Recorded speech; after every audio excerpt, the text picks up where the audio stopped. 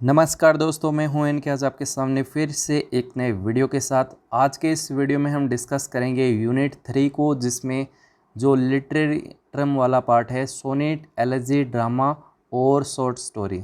थोड़ा सा fastly video होगा क्योंकि अलग से मैंने इनको अलग से एक एक वीडियो में अच्छी तरह से डिटेल से समझा रखा है, लेकिन इस वीडियो में हम कंप्लीट इन सब को एक ही वीडियो में डिस्कस करेंगे। तो चाहेंगे कि जो इम्पोर्टेंट चीज़ें हैं वो उन पर डिस्कस किया जाए ताकि एग्ज़ाम तक वो चीज़ें याद रहें। तो थोड़ा सा बेसिक पढ़ लेते हैं और आई होप वीडियो आपको पसंद ही आएगा, इसलिए लाइक शेयर आपका काम है, बन सकता है, कर सकते हैं आप। तो लिटरेचर के कितने फॉर्म होते हैं? 3 फॉर्म होते हैं। बेसिक बात, पोइट्री होता है, प्रोज होता है और ड्रामा होता है। ये हम पढ़ेंगे ड्रामा, जो एक लिटरेचर का क्या है, अलग से एक बड़ा पार्ट है। एक होता है पोइट्री, जिसका उद्देश्य क्या होता है, लिखने का उद्देश्य होता है, जबकि ड्रामा जो होता है वो लिखने के उद्देश्य से नहीं होता है। ड्रामा को हमें करके दिखाना पड़ता है, हमारे पास एक्शन, डायलॉग, सामने ऑडियंस होती है, करके दिखाना पड़ता है। अभिनय करके हम ड्रामा को प्रेजेंट करते हैं, डिलीवर करते हैं, याद रखिएगा। पोइट्री कविता और प्रोज होता है गद्य। इन दोनों से रिलेटेड है आपका जो अन्य जो सोनेट है, ड्रामा, एलेजी है, शॉर्ट स्टोरी है। इनको देखते हैं कि ये कहाँ है। Poetry is a piece of literature written in metre. जो पोइट्री है लिटरेचर का एक पार्ट, वो किस में लिखा जाता है? आपका मीटर में लिखा जाता है, जिसका उद्देश्य क्या होता है? पोइट्री का उद्देश्य होता है पढ़ने के उद्देश्य से लिखी जाती है, ताकि बाद में इसे पढ़कर एंजॉय किया जाए। तो अब तक हमने जो भी यहाँ तक डिस्कस किया है ये एक बेसिक है, याद नहीं रखना है। याद क्या रखना है? वो यहाँ आइए, पोइट्री पे आइए।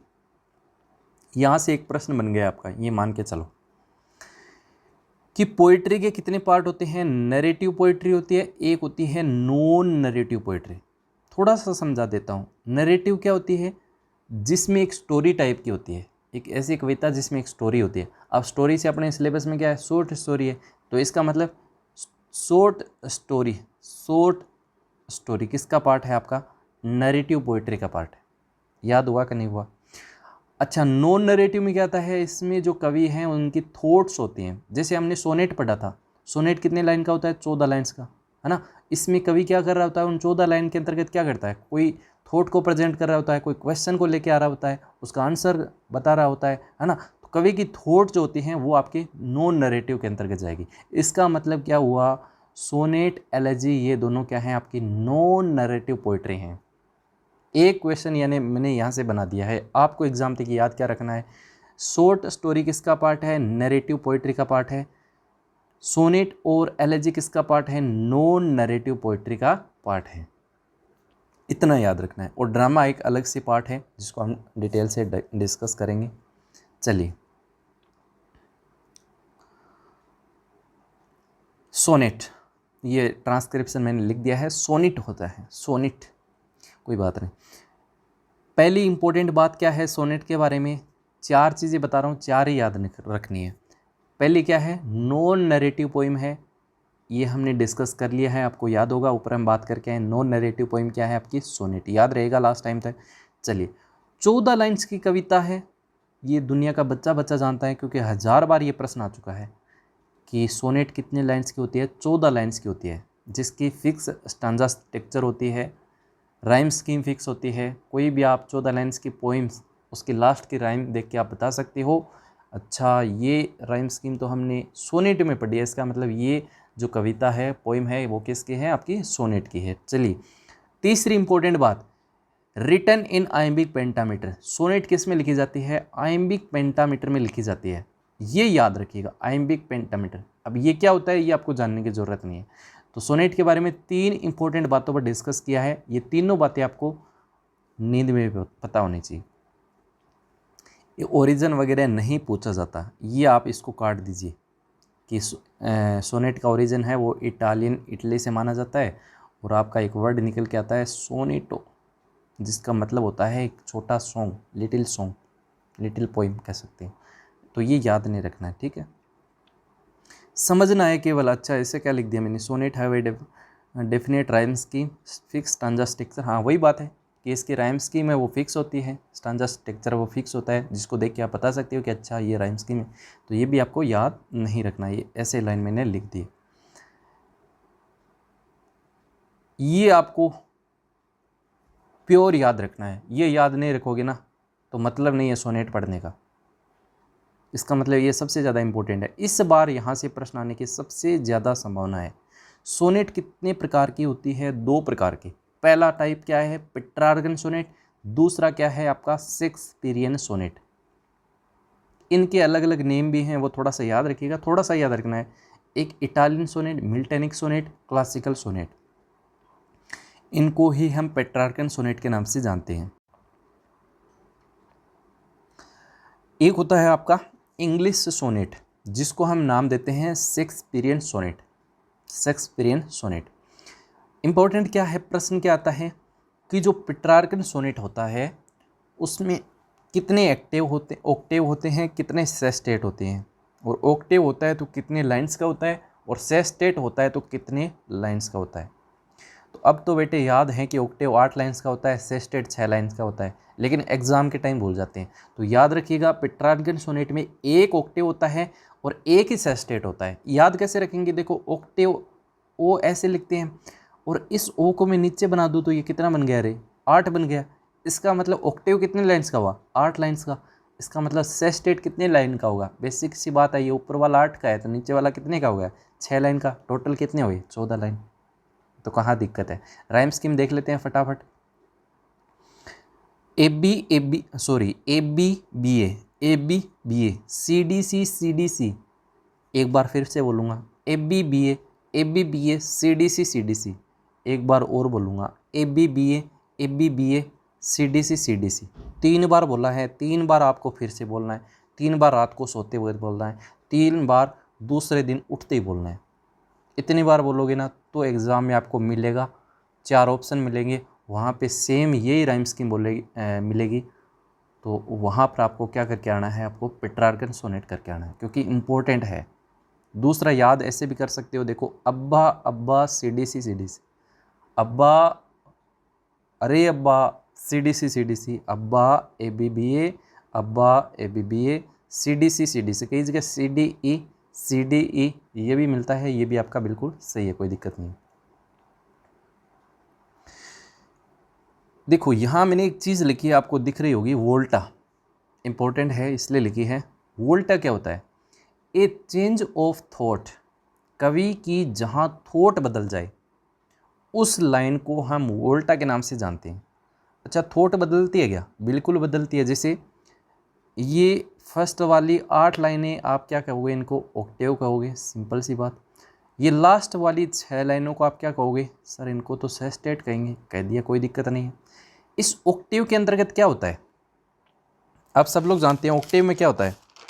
जो कवि होता है आपका, वो किसी प्रॉब्लम को, किसी क्वेश्चन को शेयर कर रहा होता है इन 8 लाइनों के अंदर, और जो आपकी लास्ट की 6 लाइनें होती हैं उसमें केवल इसका अपोजिट ले आता है।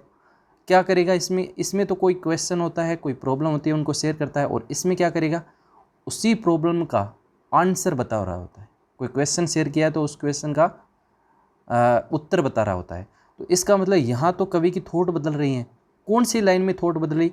तो यहाँ 8 लाइन तक तो कोई दिक्कत नहीं थी, जच के जो मन में आया बोल रहा था, लेकिन 9वीं लाइन में आते ही बेटे ने उत्तर बताना शुरू कर दिया। इसका मतलब इस 9वीं लाइन को किस नाम से जाना जाता है? वोल्टा के नाम से जाना जाता है। या फिर आप ऐसे भी कह सकते हो उसको, फर्स्ट लाइन ऑफ सेस्टेट, क्योंकि ये सेस्टेट की कौन सी लाइन है? फर्स्ट लाइन भी। तो ऑप्शन थोड़ा सा ध्यान से देख के फिर आंसर करना है। तो ये आपका बिल्कुल तैयार है, कौन सा? पेट्रार्कन सोनेट, इतना याद रखना है। शेक्सपियरियन सोनेट में क्या है? इंग्लिश सोनेट इसका दूसरा नाम है, इंपॉर्टेंट नाम है। और इसमें क्या होता है? 3 क्वाट्रेन होते हैं, 1 कपलेट होता है, और एक इसी नाम से रिलेटेड एक होती है आपकी स्पेंसरियन सोनेट। इसका ही मॉडिफाई रूप है, जिसको हम लिंक सोनेट के नाम से भी जानते हैं। उसमें भी सेम ऐसा ही होता है, 3 क्वाट्रेन होते हैं, 1 कपलेट होता है। अच्छा, 3 क्वाट्रेन होते हैं, कितने लाइंस का होता है? आपका 4 लाइंस का। तो 3 कितने हो गए? 4 3 12 के हो गए। और एक होता है कपलेट, जिसको हम दोहा कहते हैं, कप्पल कहते हैं ना, दोहा। ये कितने लाइन का हुआ? ऊपर वाले 12 के बन गए, तो नीचे वाले कितने लाइंस का बचेगा आपका? 2 लाइंस का बचेगा। तो सिंपल सी बात है, कपलेट कितने लाइंस का हुआ? 2 लाइंस का। देखो आज मैं ऐसे मान के चलो कि आपका सिर्फ रिवीजन करवा रहा हूँ, आप इनके नोट्स बना रहे हो तो मेरे पुराने वीडियो में अच्छी तरह से डिटेल से मैंने एक एक चीज़ को एक्सप्लेन कर रखा है। आज मेरा उद्देश्य है जो चीज़ें लिखी हैं फटाफट इनको रिकॉल किया जाए और इम्पोर्टेंट चीज़ें उन्हीं को डिस्कस किया जाए। फालतू के जैसे ओरिजिन कहाँ हुआ, क्या इसके, इस तरह के क्वेश्चन ना तो आते हैं ना हमें याद करने हैं। राइम स्कीम इंपॉर्टेंट है, तो क्या है इसके rhyme scheme? A B C D E F और G. A B C D E F और जी। एक बार फिर से A B C D E F G. इधर वाली क्या थी आपको याद है तो अब्बा अब्बा सी डी सी, अब्बा अब्बा सी डी सी, जबकि ये क्या है? A B C D E F G. अच्छा ये क्या है? ये तो आप कहेंगे सर क्यू है, क्यू का मतलब क्या है? कपलेट। और ये क्या है? ये भी आपका क्यू है, इसका मतलब क्या है? कपलेट। ये भी देखो 4 लाइन है तो ये क्या है? ये क्यू है। कितने क्यू है? 3 क्यू है। क्यू का मतलब क्या है? क्वेट्रेन। कपलेट बोल रहा था मैं शायद, क्वेट्रेन है, ठीक है। और एक है आपका कपलेट 2 लाइन का, एक आपका 2 लाइन का क्या है? कपलेट। एक आपका सी। चलिए ये एक स्पेंसरियन सोनेट है और ये इसमें मैंने आपको बताया था 3 क्वार्टरेन होते हैं, कपलेट होता है। राइम इसकी थोड़ी सी देख लेना, ए बी सी डी और ई। और इसको इंटरलॉक्ड या लिंक सोनेट भी कहते हैं। एक प्रकार से शेक्सपियन सोनेट का मॉडिफाई रूप है, इतना आपको याद नहीं रखना है। लेकिन ये जो कर्टेल सोनेट है इसको विशेष रूप से याद रखिएगा। क्यों? क्योंकि सोनेट तो कितने लाइन्स की होती हैं? 14 लाइन्स की, जबकि कर्टेल सोनेट कितने लाइन की होती है? 10.5 लाइन की। बस यही बात इसकी इंपॉर्टेंट है कि 10.5 लाइन की जो पोइम होती है उसको किस नाम से जाना जाता है? तो याद रखिएगा कर्टेल सोनेट। कर्टेल एक प्रकार से छोटी सोनेट, अपवाद स्वरूप इसको याद रखिएगा। और इसे हॉपकिंस ने इन्वेंटेड किया था, ये भी आप नाम याद रखिएगा। हॉपकिंस का संबंध किससे है? कर्टेल सोनेट से है। हाँ, ऑप्शन में इस तरह का भी बन सकता है 3/4 of Petrarchan sonnet, 3/4 of Petrarchan sonnet. करके देख लो ना यार, पेट्रार्कन सोनेट 14 लाइन, इसका 3/4 कर दो, 14, 28, 42, 42 में 4 का भाग देंगे तो 10 चौके 40, शेष रहे 2/4, 1/2, 10.5 बन गया यार, बन गया। तो क्या है? कर्टेल सोनेट है।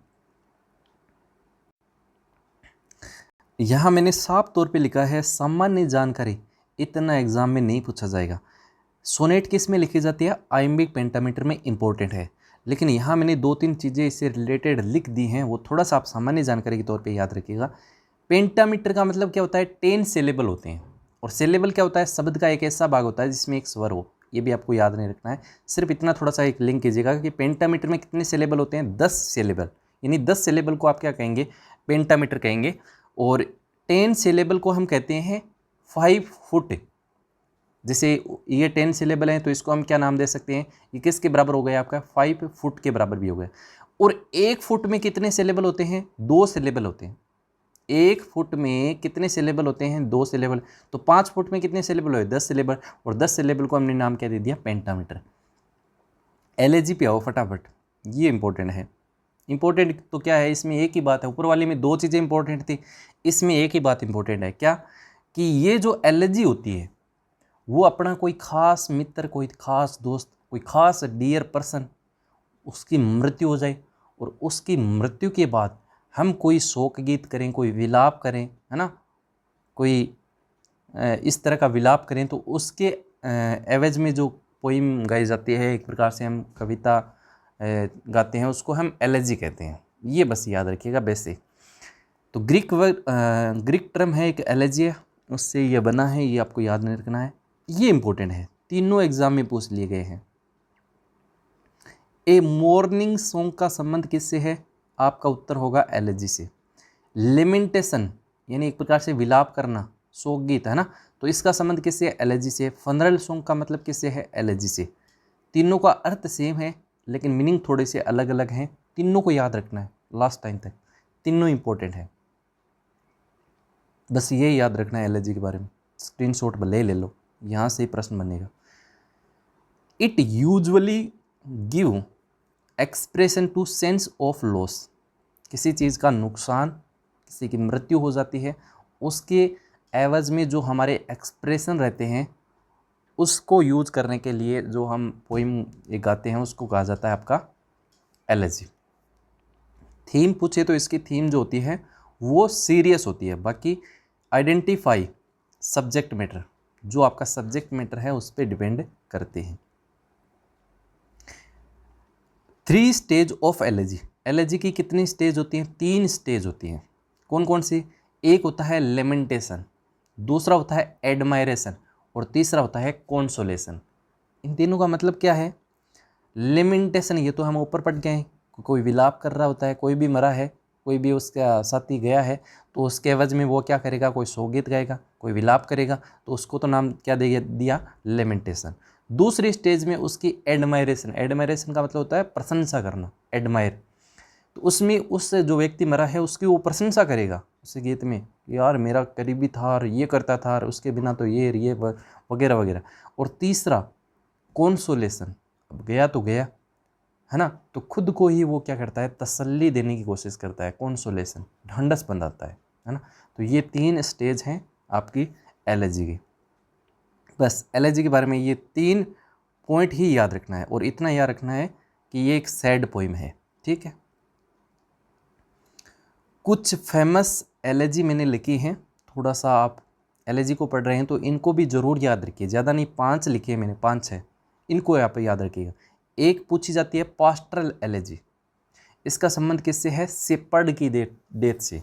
जो आपका गडरिया होता है, जो आपको भेड़ चराने वाले, उसका जो साथी मर जाता है उसके एवज में जो एलेजी होती है उसको नाम दिया है पास्टरल एलेजी। इसका संबंध किससे है? शेपर्ड की डेथ से। एक और फेमस एलेजी है लसीडस। इसका संबंध किससे है? जॉन मिल्टन से है। एडवर्ड किंग के लिए ये लिखी गई है। देखो ये मैंने लिखी ज़रूर है लेकिन इनकी ट्रिक जो है वो मैंने अलग से जब एलेजी पढ़ाया था, आपको याद होगा, एक अलग से छोटा सा वीडियो है 5-10 मिनट का, उसमें इनको ट्रिक से याद भी करवाया था। आज नहीं बात करेंगे उन ट्रिक की क्योंकि आज बड़ा हो जाएगा, वैसे भी वीडियो में बहुत सारी बातें और करनी हैं। Elegy written in country churchyard, country churchyard CC, तो ये किसकी लिखी है? थॉमस ग्रे की लिखी हुई है। एक है इन मेमोरियन, इसका संबंध किससे है? लॉर्ड टेनिसन से है। और एक है एडोनाइस, इसका संबंध किससे है? PB शेले से है। जॉन किट्स के मृत्यु के एवज में ये लिखी हुई है। और एक लास्ट मैंने लिखी है O captain my captain, O captain my captain, ये वॉल्ट विटमैन ने लिखी है, जो अब्राहम लिंकन था उसका साथी, उसकी जब हत्या हुई थी उसके एवज में इन्होंने ये एक एलेजी को लिखा था, नाम था ओ कैप्टन माय कैप्टन। तो ये 5-6 एलेजी मैंने लिखी हैं, आप चाहे तो याद कर सकते हैं, बाकी नहीं याद हो तो कोई दिक्कत नहीं है। PB शेले की जो पास्टरल एलेजी है एडोनाइज, ये किससे रिलेटेड है? ये प्रश्न है। तो अभी हम डिस्कस करके आए हैं, ये है जॉन किट्स के संबंध से, जॉन किट्स का इसका संबंध है एडोनाइज। तो ये थोड़ा सा डेथ में प्रश्न है, बाकी कैसे प्रश्न एलेजी से पूछे गए हैं वही प्रश्न मेरे ख्याल से रिपीट हो सकते हैं, इसलिए मैंने इनको लिया है। जैसे पहला प्रश्न है आरटेट 2011 में पूछा गया था कि एलेजी क्या है? सैड पोइम है। तो जहाँ पे भी सैड पोइम है वहाँ नीचे वाले हमें ऑप्शन देखना ही नहीं है। यूजुअली अबाउट समवन डेथ, तो कोई की मृत्यु हो जाती है उसके लिए हम जो सैड पोइम रखते हैं उसको एलेजी कहते हैं, तो ऑप्शन 1 बिल्कुल रहेगा। तो लव पोइम नहीं होगी, फिर इसका मतलब प्रेयर, प्रार्थना संबंधी हम नहीं कहेंगे। पोइम अबाउट समवन मैरिज, ये भी इसका संबंध एलेजी से नहीं होगा। अगला प्रश्न है an elegy is poem written, किसमें लिखी जाती है ये कविता? To celebrate in occasion, to the praise of God. देखो दोनों ही अलग चीज़ें हैं, ये तो एक प्रशंसा रूपी हम कह सकते हैं।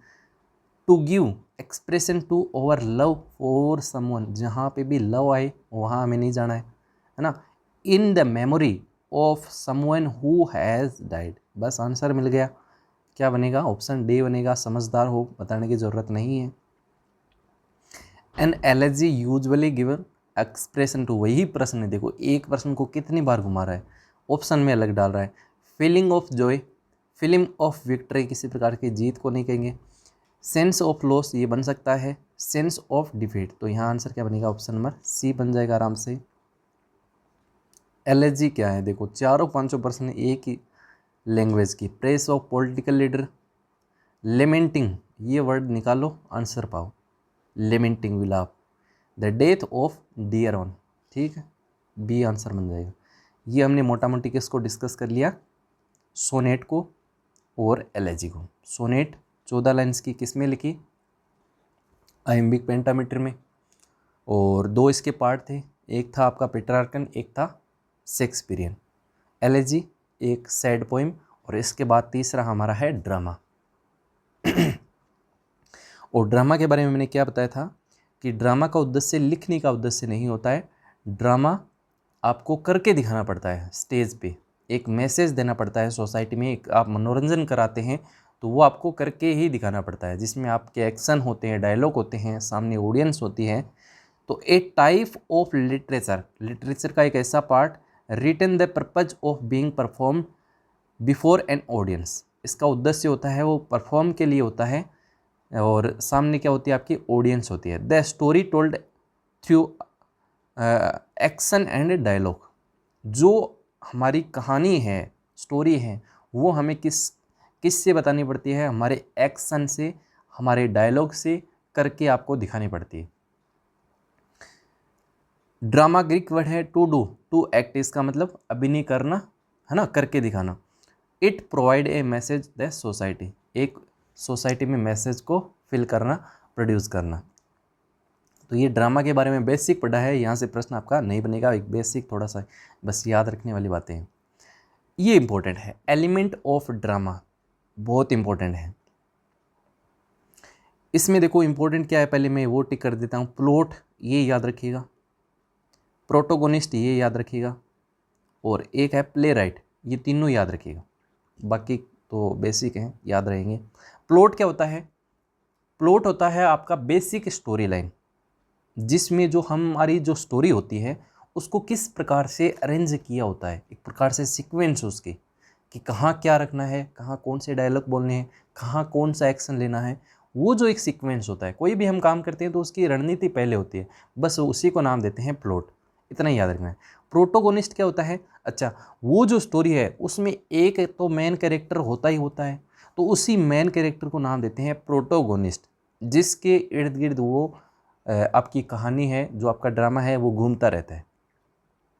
और प्ले राइट क्या है आपका, ये एग्जाम में पूछ लिया है, पिछले साल ही पूछा था, जो प्ले को राइट करता है, प्ले को लिखता है, उसको प्ले राइट कहा जाता है। कई जगह कई लोग यहाँ पे राइटर कर देते हैं, देखो राइटर नहीं होगा, ये राइटर गलत है आपका, प्ले राइट ही सही है, बिल्कुल कंफ्यूज नहीं होना है, एग्ज़ाम में पूछा हुआ है, आप ऑप्शन देख सकते हैं पुराने पेपर से, प्ले राइट ही होगा।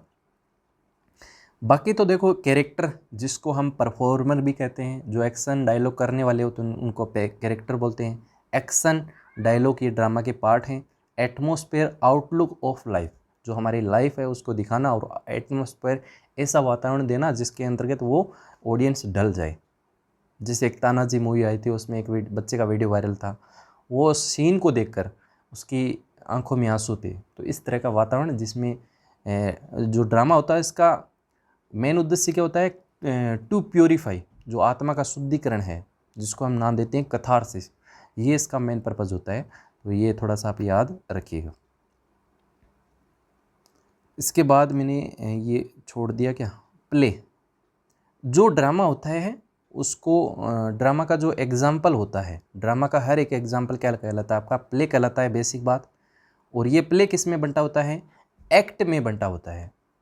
1 एक्ट के प्ले, 2 एक्ट के प्ले, 5 एक्ट के प्ले, जैसे पहले 5 एक्ट के प्ले हुआ करते थे, वर्तमान में 1 एक्ट के भी प्ले लिखे जाते हैं। और ये प्ले किस में बंटे होते हैं, लास्ट में सीन में बंटे हुए थे, सीन में बंटा हुआ था। तो प्रश्न बन सकता है कि act divided into scene, chapter, novel, तो इस तरह थोड़ा सा याद रखिएगा, एक्ट जो होता है वो सीन में डिवाइड होता है। जैसे ये देखो 5 एक्ट का प्ले हुआ करता था, पहले इंट्रोडक्शन हो गया, उसके बाद जो कहानी है वो राइजिंग होती है ना, बढ़ती है, उसके बाद उस कहानी का एक ऐसा पॉइंट आता है जहाँ पर सबसे ज़्यादा इंटरेस्ट होता है, जहाँ ऑडियंस उसको छोड़ के जाना पसंद नहीं करती है, यानी सबसे ज़्यादा हाईएस्ट इंटरेस्ट, जिसको नाम दिया है क्लाइमेक्स, पूछा भी जा सकता है। ये हाईएस्ट पॉइंट जहाँ पे सबसे ज़्यादा इंटरेस्ट हो, है ना, तो उसको क्लाइमेक्स बोला जाता है। ये एक एक्ट है ड्रामा का, और उसके बाद लास्ट में ये जो कहानी है वो फेलिंग एक्शन की तरफ बढ़ती है और लास्ट में इसका एंड हो जाता है। ये एक बेसिक नॉर्मल बात है, हाँ ये याद रखिएगा।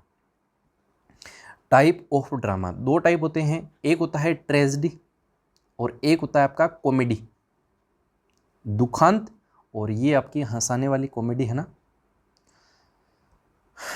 तो देखो ट्रेजेडी जो होती है उसको हम अनहैप्पी कह सकते हैं, इसका एंड कैसे होता है, अनहैप्पी यानी दुखी। और जो कॉमेडी है वो नाम से ही पता लग रहा है इसका एंड कैसे होता है, हैप्पी होता है, ये तो आपको पता है। लेकिन प्रश्न ये आता है कि जो ट्रेजेडी है उसके एंड को क्या कहते हैं, तब याद रखिएगा, ये वर्ड याद रखना है, कथास्ट्रोफी कहते हैं, कथास्ट्रोफी।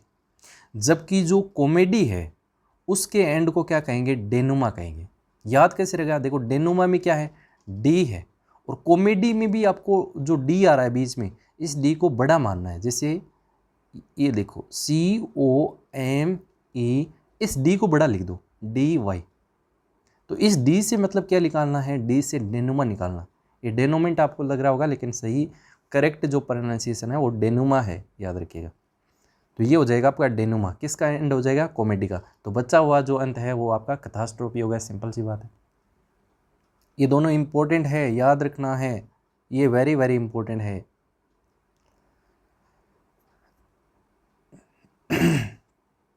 जो आपका ट्रेजेडी है उसके कुछ एलिमेंट हैं, उन पर हम डिस्कस कर लेते हैं। जैसे एक होता है ट्रेजिक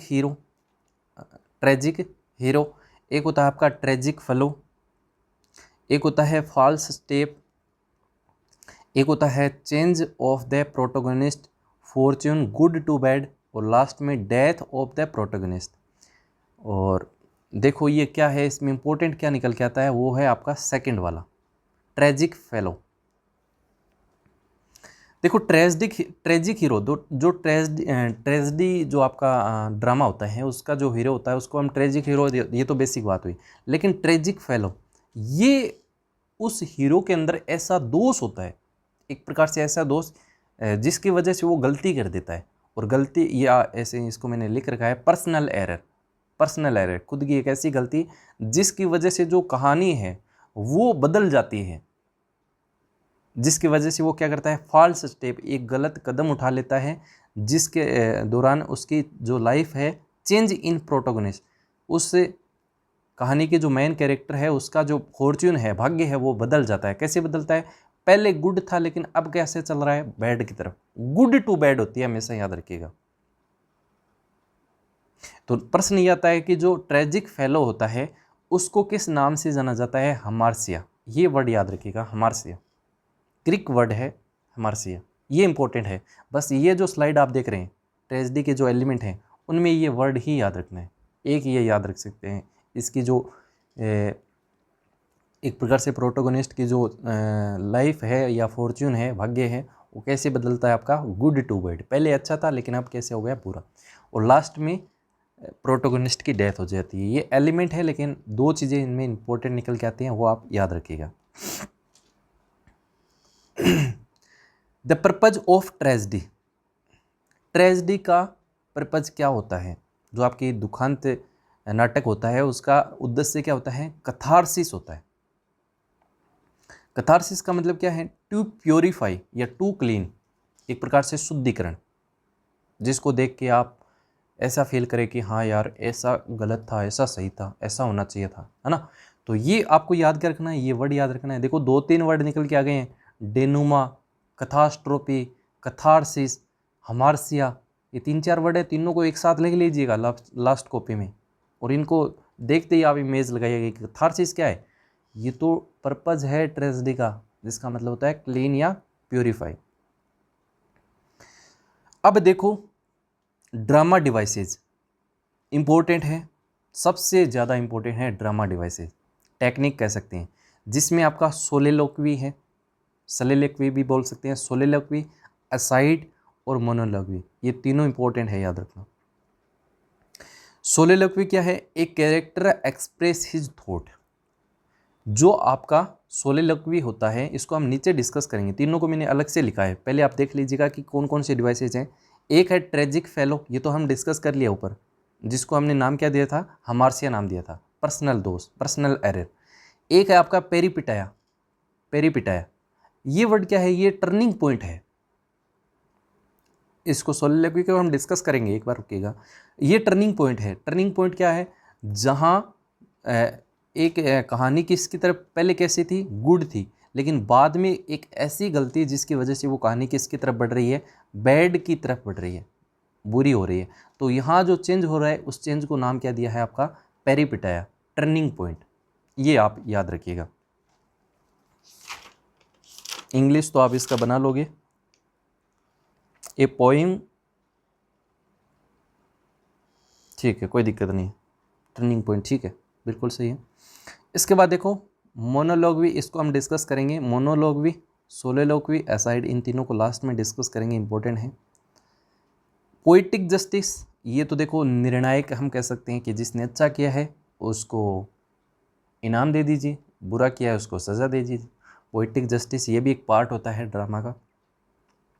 कॉन्फ्लिक्ट, ये एग्जाम में पूछ लिया, इसलिए पूछा क्योंकि ये बहुत इंपॉर्टेंट है, ड्रामा का सबसे इंपॉर्टेंट पार्ट है। कॉन्फ्लिक्ट का मतलब होता है संघर्ष, और संघर्ष जो होता है वो जब तक नहीं होता है तब तक मज़ा नहीं आता है। सिंपल सी बात है, आप कोई भी खाने रख रहे हो उसमें कोई मज़े वाली बात नहीं होगी, कोई ऐसी बात नहीं होगी जिसमें मज़ा ही नहीं आ रहा हो, है ना। संघर्ष होगा तभी तो मज़ेदार बनेगी। तो conflict is the part, main part of drama. Conflict ये वो किसी के भी साथ हो सकता है, जैसे कहानी का जो मुख्य पात्र है जिसको हमने प्रोटोगोनिस्ट कहा, उसके और ऑडियंस के बीच हो सकता है, उसके या अन्य कैरेक्टरों के साथ हो सकता है ना। तो वो आपका कॉन्फ्लिक्ट होता है। और जॉर्ज बर्नार्ड शो एक व्यक्ति था, उन्होंने कहा था कि नो कॉन्फ्लिक्ट नो ड्रामा। यदि किसी ड्रामा में कॉन्फ्लिक्ट नहीं है तो उसको हम ड्रामा नहीं कहेंगे। तो ये कॉन्फ्लिक्ट है, एग्जाम में पिछले साल पूछ लिया है, हो सकता है इस बार आपका मोनोलॉग्वी है, पेरीपिटाया है, ट्रेजिक फेलो है, सोलिलोक्वी है, यहाँ से पूछ लिया जाए, क्योंकि यहाँ पूछा है तो हो सकता है यहाँ से भी वो पूछ सकता है। कॉमिक रिलीफ, ये एक प्रकार से रिलीफ देने के लिए ये भी एक पार्ट होता है, याद नहीं रखना है। ड्रामेटिक अर्नी क्या होता है, the audience have more knowledge of fact than characters. ये क्या होता है ड्रामेटिक अर्नी, इसका मतलब होता है कि कई बार क्या होता है कि जो कहानी होती है, जो आपका ड्रामा होता है, उसमें ऑडियंस से ज़्यादा आप, ऑडियंस नहीं, जो कैरेक्टर होते हैं उनसे ज़्यादा जो सामने वाले देखने वाली ऑडियंस होती है उनको नॉलेज ज़्यादा होता है।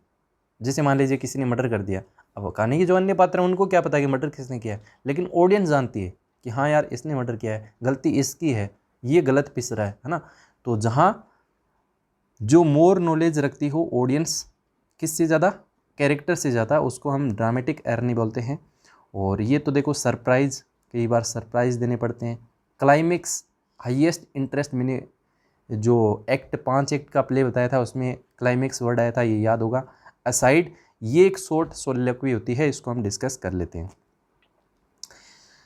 अब ड्रामा के बारे में इंपॉर्टेंट चीज़ें, अगर आप वीडियो अब स्टार्ट किया है तो यहाँ से ज़रूर देखना, यहाँ से प्रश्न आपका हो सकता है आगे वाली 1-2 मिनट में भी प्रश्न बन सकता है जो मैं बोलने वाला, क्योंकि एक प्रकार से सारांश में लिख रहा हूँ। कथास्ट्रोफी क्या था, कथास्ट्रोफी क्या है, एंड ऑफ ट्रेजेडी। डेनुमा क्या है, एंड ऑफ कॉमेडी। दोनों डिस्कस किया था, दोनों को हमने लिख लिया। कॉन्फ्लिक्ट क्या था, स्ट्रगल था किसके बीच, बिटवीन टू अपोजिट फोर्सेज, दो विपरीत फोर्सेज के बीच, है ना। इंटरनल भी हो सकता है, वो आपका एक्सटर्नल भी हो सकता है, ठीक है। ये कॉन्फ्लिक्ट हमारा इंपॉर्टेंट था, लिख लिया। इसके बाद कथारसिस, कथारसिस क्या था, पर्पज ऑफ ट्रेजेडी। जो ट्रेजेडी का उद्देश्य है उसको नाम क्या दिया था, कथारसिस। मतलब क्या है, टू प्योरीफाई या टू क्लीन। इसके बाद पेरीपिटाया, ये क्या था, ये एक टर्निंग पॉइंट था।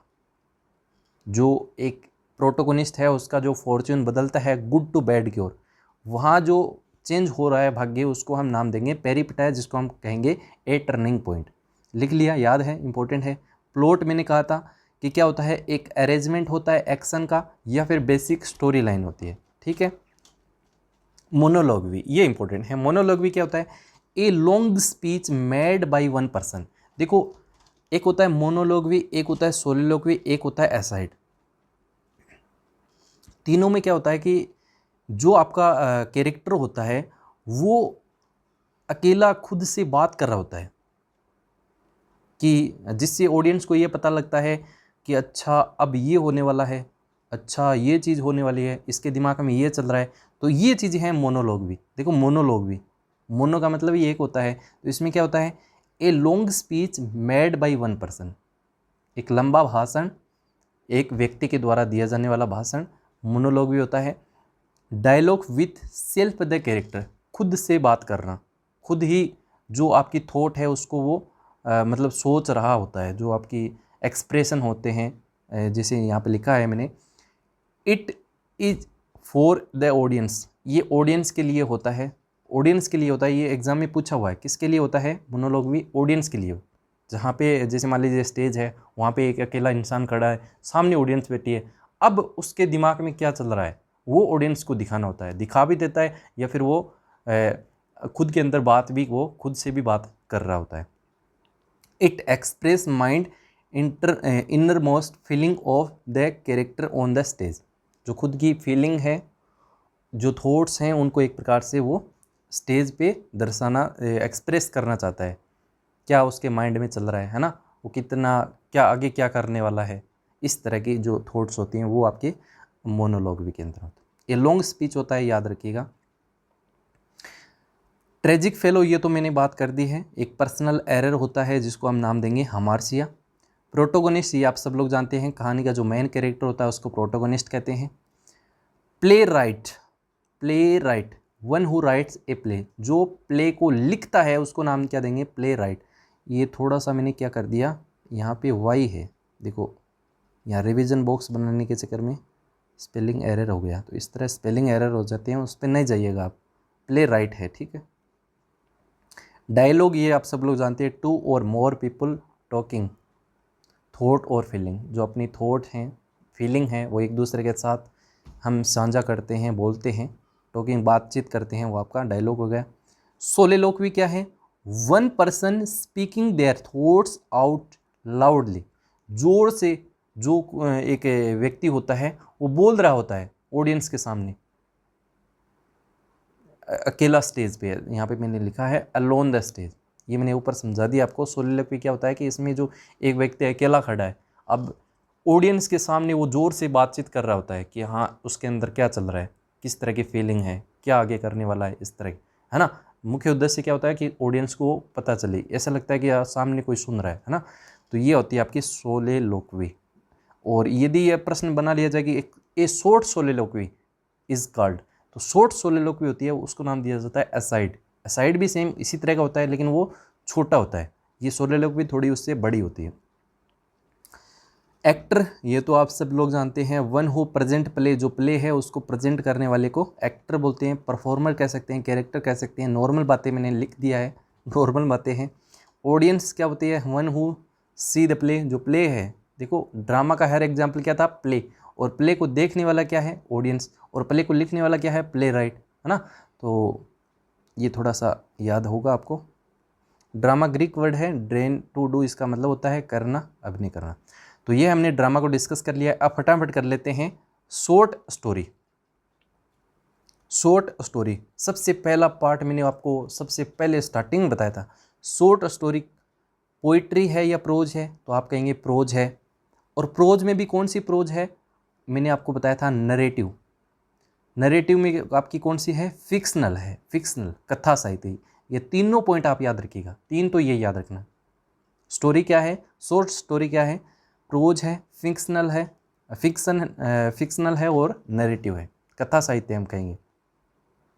और इनसे भी बेहतरीन बात क्या है इसकी, देखो, a piece of prose fiction that can be read in one sitting, ये लाइन आपको एज टिक याद रखनी है। That can be read on one setting, एक ऐसी शॉर्ट स्टोरी जिसको एक सेटिंग के अंतर्गत इसको पढ़ लिया जाए, है ना, कैन रीड, पढ़ लिया जाए, ये इंपॉर्टेंट चीज़ है। बस दो बातें हैं इसके अंतर्गत, छोटी सी होती है शॉर्ट स्टोरी, है ना। फिक्शनल होती है, नैरेटिव होती है, जिसको हम एक सिटिंग के अंतर्गत पढ़ सकते हैं, सिंगल इवेंट होती है, और इसकी लेंथ जरूर याद रखिएगा, इस बार ये पूछी जा सकती है। इसमें कितने वर्ड होते हैं? मिनिमम होते हैं 1000 और मैक्सिमम होते हैं आपके 20,000। इनके बीच की जो पोइम होती है, जो आपकी प्रोज होती है, वो आपकी कहलाती है आपकी शॉर्ट स्टोरी। तो ये आपको याद हो गया होगा। इसके बाद देखो, ए लिमिटेड नंबर ऑफ कैरेक्टर। अब छोटी सी कविता, छोटी सी ये होती है, तो इसके अंतर्गत कैरेक्टर तो कम ही होंगे ना, सिंपल सी बात है। ब्रीफ इन नेचर, इसकी जो प्रकृति है वो कैसी होती है? ब्रीफ होती है, संक्षिप्त होती है। Focus on a single event, ये याद रखिएगा। इसका मेन किस पे जोड़ देती है? सिंगल इवेंट को सिंगल इवेंट पर फोकस करती है। एक घटना हम कह सकते हैं जिसको एक सिटिंग के अंतर्गत पढ़ा जाए, ठीक है।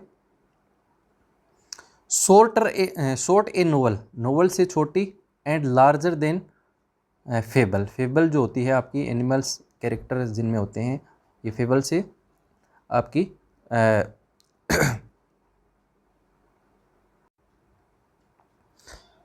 तो ये हो गई आपकी फेबल से बड़ी, यानी नोवेल से छोटी होती है और फेबल से बड़ी होती है। इंट्रोड्यूस किसने करवाया था? एलन पोई ने, ये आपको याद नहीं रखना है। तो इसमें कुछ मतलब ज़्यादा बातें नहीं है। शॉर्ट स्टोरी क्या है? एक आपकी फिक्शनल है, आपकी प्रोज के कौन से पार्ट है? फिक्शनल है, नैरेटिव है, और इसे सिंगल इवेंट हम कह सकते हैं, सिंगल सिटिंग में इसे पढ़ा जाए, छोटी होती है, लिमिटेड कैरेक्टर होते हैं, इसकी लेंथ जो होती है वो 1000 से लेके 20,000 वर्डों तक रह जाती है ना। और नेचर कैसा होता है? ब्रीफ होता है, सिंगल इवेंट को फोकस करती है, नोवेल से छोटी और आपकी फेबल से बड़ी होती है। तो ये शॉर्ट स्टोरी के बारे में मुख्य बातें थी, यही आपको याद रखनी है। और इसके बाद में ड्रामा के बारे में मोस्टली हमने बात कर ली है, और मोस्टली इस बार हो सकता है सोलिलोक भी है, मोनोलॉग भी है, फेबल है, इनसे रिलेटेड आपके प्रश्न बन सकता है। बाकी कथारसिस, कथास्ट्रोफी, पेरिपेटाया, ये सब मैंने आपको इस वीडियो में डिटेल से बता दिया है। आई होप आपकी यूनिट 3 जिसमें आपका लिटरेरी टर्म का पार्ट है, कंप्लीट मैंने डिस्कस किया है, सब चीज़ों पर बात की है, इम्पोर्टेंट चीज़ों पर बात की है। मेरे ख्याल से अब इनसे बाहर आपका इससे प्रश्न नहीं बनेगा। फिर भी देखो, अपार सीमा है, जितना आप पढ़ोगे उतना कम है। बेस्ट पढ़ते रहिए, कहीं और से भी पढ़िए, लेकिन इतना आप जरूर पढ़ के जाइएगा। लास्ट टाइम भी आप इस वीडियो को देख के जाएंगे तो यहाँ से आपका प्रश्न गलत होने की संभावना सबसे कम होगी। Thank you so much. कैसा वीडियो लगा ज़रूर लिखिएगा, कुछ समझ आया तो अच्छा लिखिएगा, अच्छा लिखते हैं तो और ज़्यादा अच्छा लगता है हमें। तो thank you so much, bye bye, have a nice day, thank you.